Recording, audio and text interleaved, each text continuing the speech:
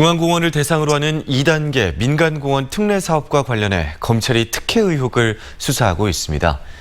시민단체들은 광주시가 시민들의 편의보다는 건설사들의 요구대로 끌려가고 있다며 비판의 목소리를 높이고 있는데요. 광주경제정의실천 시민연합 고영삼 사무처장과 좀 더 자세한 이야기 나눠보겠습니다. 처장님 안녕하십니까? 안녕하십니까? 네, 경실련은 중앙공원 특례 사업의 제안서 변경사항 등을 공개하라고 주장을 하고 있는데요. 이게 구체적으로 어떤 내용입니까? 예, 광주시가 추진하는 민간공원 특례 사업은 만 한 2,000세대 이상이 건설되는 대규모 아파트 건설 사업이 되겠습니다. 네. 그에 따라서 공사 원가, 분양 원가를 세세히 공개하라는 그런 요구입니다. 네, 그렇군요. 광주시는 용적률을 완화시켜준 것이나 분양가를 올린 것이 금융비용을 올랐기 때문이다라고 해명을 했는데 여기에 대해서는 어떻게 보십니까?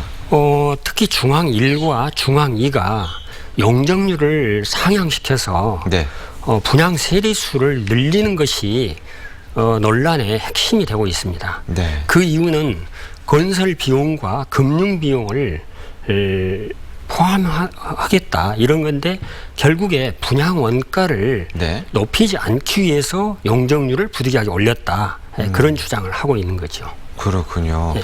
광주시의 민간공원 특례 사업은요. 예. 타 시도보다는 타 시도의 특례 사업에 비해서는 그 개발을 최소화했다라고 이야기가 전해지거든요. 예. 또 일몰제가 시행이 되기 전에 사업이 추진되지 않으면 오히려 그 이후로는 개발이 더 어려워진다라는 이야기도 있고요. 예. 이 부분에 대해서는 어떻게 생각하시나요? 광주시가 민간공원 특례 사업을 좀 자신 있게 추진을 해야 되는데 네. 그런 준비 부족을 스스로 인정한 꼴이 됩니다.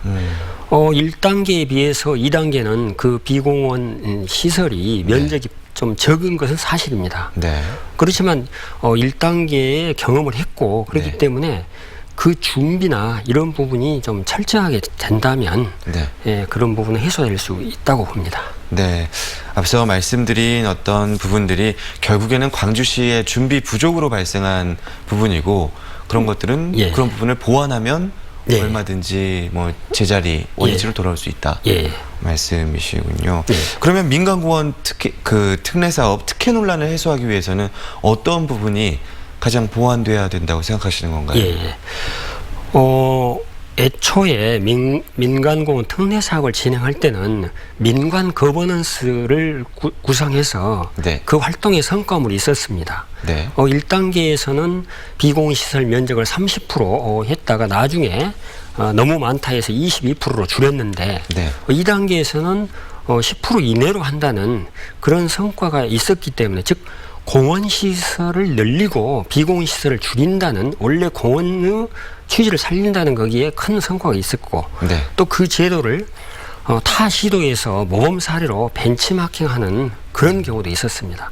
그 좋은 제도를 지금 다시 재활동을 할 수 있도록 시스템으로 활용한다면 민간공원 특례 사업이 안착이 되지 않을까 그런 생각이 듭니다. 네, 그런 것들이 제대로 이루어지지 않은 것이 또 건설사들의 입김에 치우쳤다 이런 생각이신 건가요? 예, 그런 부분은 광주시 스스로 좋은 제도를 버려두고 인력이나 이런 부분도 제대로 갖춰놓지 않고 그러다 보니까 건설사가 우선 협상 대상자가 제안한 대로 따라가다 보니까 시민들은 광주시가 민간공원 특례 사업에 끌려다닌다. 그런 곱지 않은 시선이 발생하게 된 원인이 되겠죠. 네, 그렇군요. 그리고 또 굉장히 고분양가 논란도 있지 않습니까?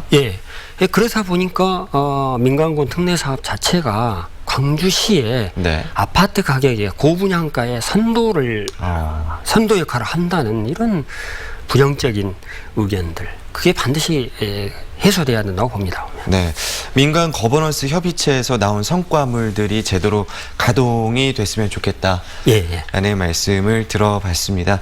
광주경제정의실천 시민연합 고영삼 사무처장과 이야기 나눠봤습니다. 오늘 말씀 고맙습니다.